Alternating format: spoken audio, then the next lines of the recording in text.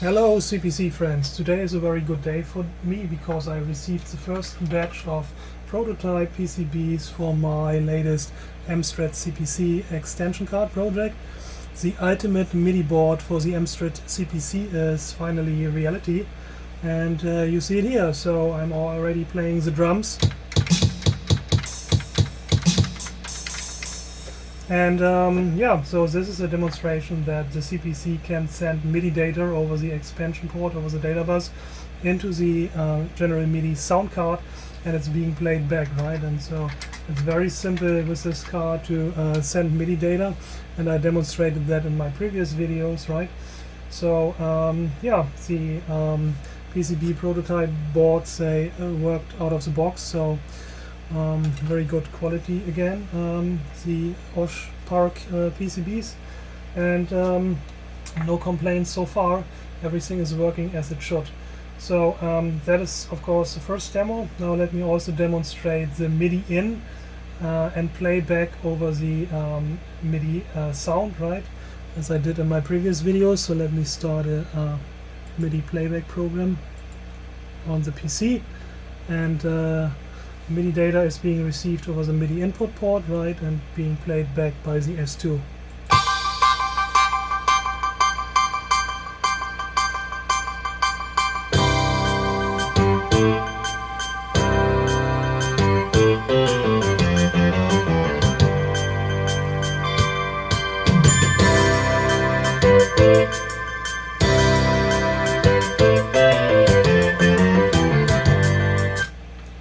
Also arriving in the CPC speaker, I have two dip switches here that allows to route the audio output stereo left right from the S2 general MIDI module, which is on the back of the card, I show you in a minute, back into the CPC, and there it's getting mixed with the CPC sound, right?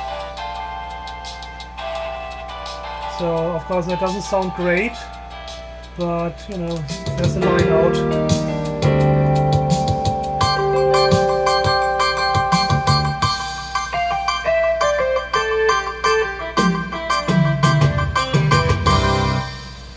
Alright, the famous Canyon mid song from Windows, and so it's more interesting of course if the CPC is also producing sound, and this is what sets this MIDI card apart from other CPC MIDI sound cards, right? So this is the only card which can actually receive MIDI data, right, and actually present it to the CPC, so the CPC can process the incoming MIDI data.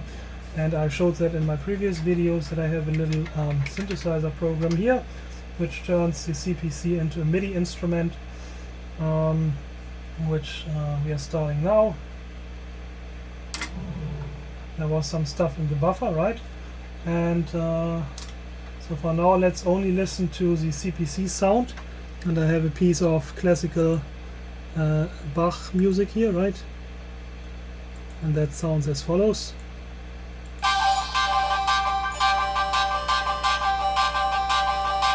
Actually I hit the wrong button and played back Canyon over the and the CPC is obviously not up to playing back Canyon.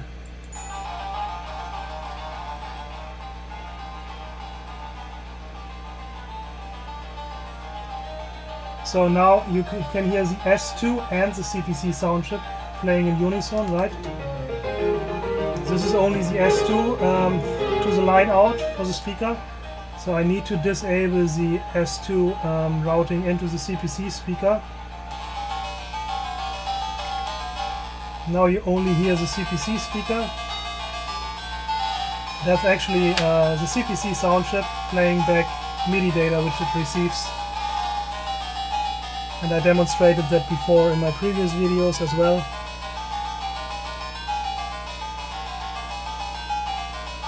So as far as I know, this is the only CPC expansion card, only CPC MIDI card that can do that. So if you really want MIDI on your CPC, this card is the way to go.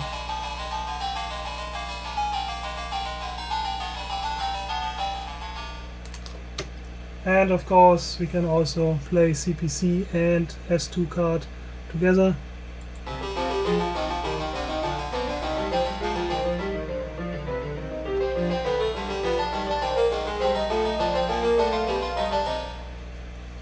Okay, yeah, so there's one more feature, right, which is the MIDI Out Port here.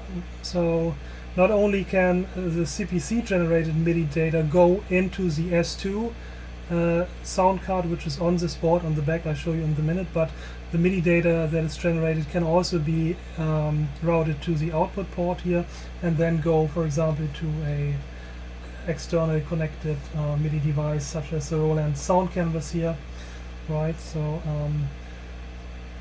so the sound canvas would actually also play back then the generated MIDI data. So let's maybe connect the amplifier to this one and see what it says. And I'm going to play the drums again. This time you'll hear the sound from the sound canvas.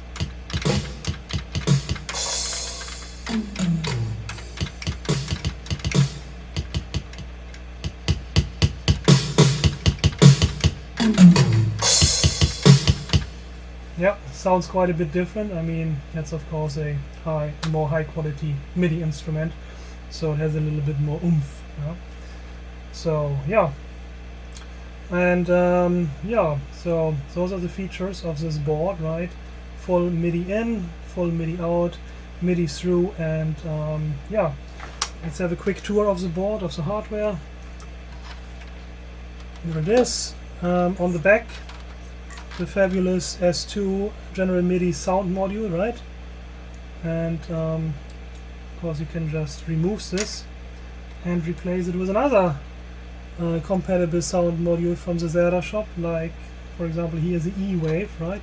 Which is also compatible, and the E-Wave is a little bit more high quality than the S2, but also quite a bit more pricey, right? So there are actually 3 or 4 different MIDI boards which you can plug in here, which are compatible with this card, and they'll all work.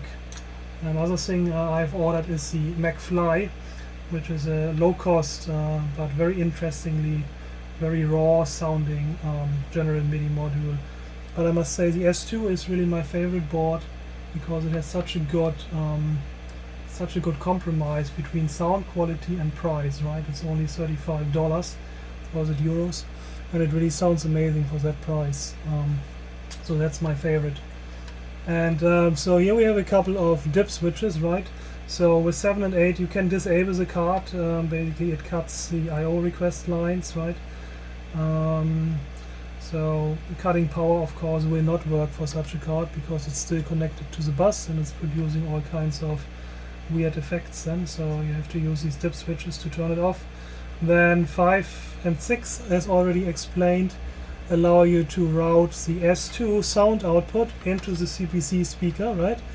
So it can be heard in there. You can turn this on or off. It has the effect that if you enable that, that the CPC sound will be a little bit more faint because it's being mixed with the S2 sound output. And then we have 4 MIDI routing options. So the first switch determines whether the data received from the CPC will be automatically be forwarded to the S2. So that allows you to turn on or off the S2 module. For example, you might want to only produce and send MIDI data generated by the CPC to an externally connected MIDI device using MIDI out, right? And that's what the second switch allows you to do if CPC data is also being sent to MIDI out or not, right? So, and then the remaining 2 switches here, 3, determines whether MIDI input data, right, received MIDI data automatically gets forwarded to MIDI out. This is called MIDI soft through. And the 4th switch determines whether MIDI in will automatically be forwarded to the S2, right? And if you have this switch enabled, then this allows you to basically use it as a standalone MIDI instrument, right?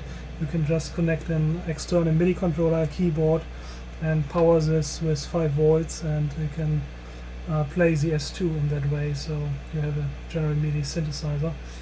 And of course no program on the CPC side is required for that, so because the microcontroller firmware, the blue pill, is doing that. But if you want to receive the received MIDI data with the CPC, right, like the MIDI synthesizer I showed you, then of course you need to run the program on the CPC. And also if the CPC is generating MIDI data like the drums I showed you, right, then of course you also need a program to do that on the CPC. Okay folks, so if you are serious about MIDI and you have an interest in a versatile MIDI interface and MIDI sound card for the CPC, drop me a note. I can probably help you out. Yeah, and thanks for watching.